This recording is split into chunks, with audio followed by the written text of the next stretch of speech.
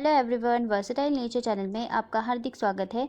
आज हम शफलेरा या अम्ब्रेला ट्री जिसे कहते हैं इस प्लांट के बारे में बात करेंगे। शफलेरा जो प्लांट है ये दो वैरायटी में आता है, एक ग्रीन पत्तियों वाला और एक ऐसा वेरीगेटेड येलो शेड में इसकी लीव्स होती हैं और बहुत ही सुंदर वेरीगेटेड प्लांट शफलेरा का ये वाला होता है। और ग्रीन वाला जो है ये भी बहुत ही सुंदर सा प्लांट होता है, लेकिन इसमें वेरीगेशन नहीं है, वेरीगेटेड नहीं होता है ये। और जो ये येलो पत्तियों वाला होता है ये थोड़ा येलोइश शेड लिए होता है और इसकी जो पत्तियां होती है वो 5 या 6 के बंच में एक साथ आती हैं एक ही ब्रांच पर।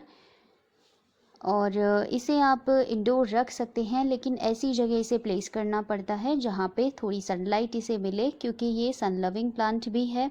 तो बिल्कुल इसे ऐसी जगह प्लेस नहीं किया जा सकता जहाँ पे बिल्कुल भी लो लाइट हो या फिर डायरेक्ट लाइट आती हो। दोनों ही कंडीशन में ये प्लांट सरवाइव नहीं कर पाता है। बहुत ज़्यादा डायरेक्ट धूप में रखने पर ये प्लांट इसकी जो पत्तियाँ होती है वो ख़राब भी हो सकती है। लेकिन ये ज़मीन में अगर लग जाए ये प्लांट तो ये बहुत अच्छा ग्रो हो जाता है।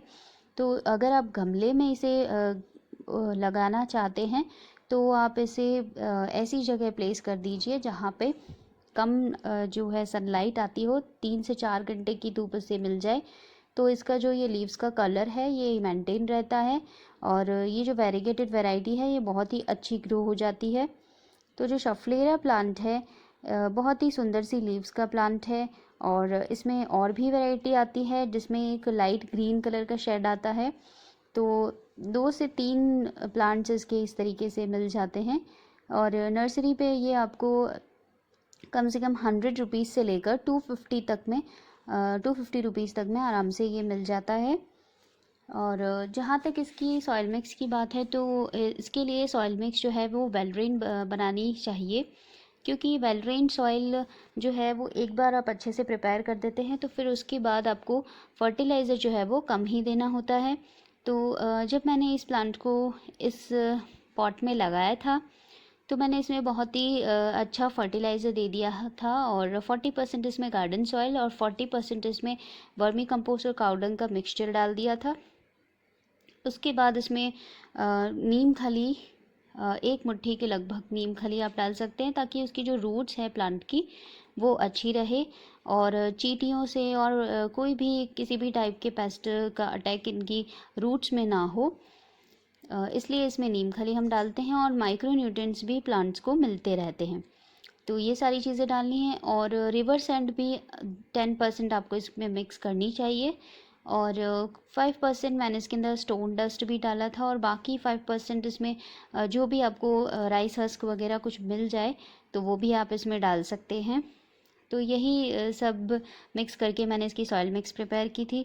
बहुत ही इजी टू ग्रो प्लांट है और आसानी से लग जाता है और इसकी कटिंग से भी आप इसे प्रोपगेट कर सकते हैं। इसकी एक अच्छी हेल्दी ब्रांच लेकर और आप इसे कट कर सकते हैं। जहाँ तक समर्स के मौसम की बात है कि समर्स में गर्मियों में इस प्लांट की कैसे केयर करेंगे, तो समर्स में सबसे पहले तो इस प्लांट को आपको इस प्लांट की जो ऊपर की मिट्टी है उसमें अच्छे से गुड़ाई कर देनी है, हल्के हल्के हाथों से। गुड़ाई जो है वो इस तरीके से करनी है कि प्लांट की रूट्स को डैमेज ना हो और प्लांट की रूट्स जो है वो सेफ रहे।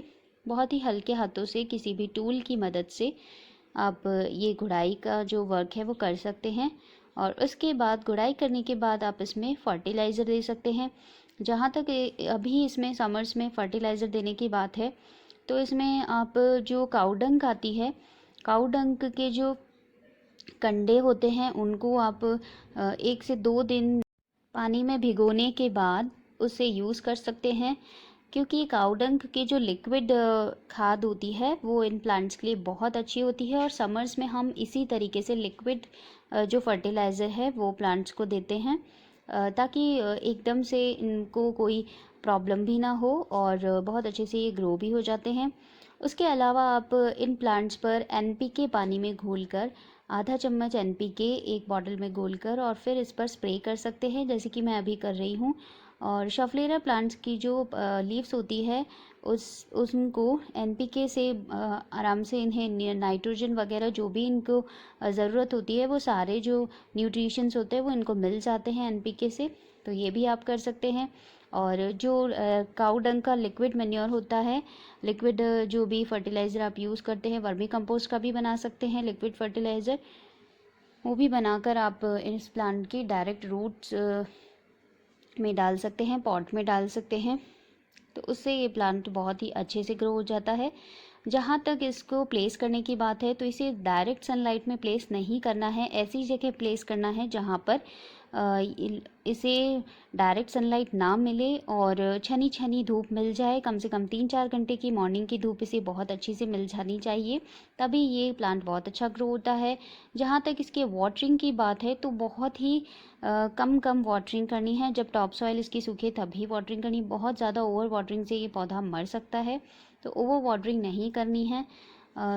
डेली आप गर्मियों में वाटरिंग कर सकते हैं, डेली वाटरिंग करने से गर्मियों में कोई इफ़ेक्ट नहीं होगा, लेकिन फिर भी आप चेक कर लीजिए, ओवर वाटर नहीं होना चाहिए।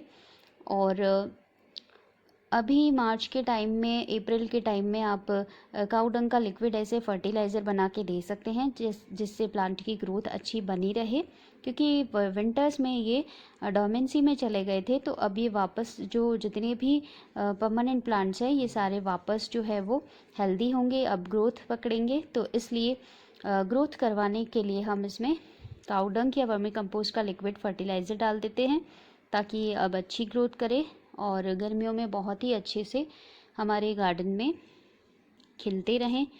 तो अगर आज की वीडियो अच्छी लगी हो शफलेरा प्लांट पर तो लाइक शेयर ज़रूर कीजिएगा। Thank you so much. Bye bye.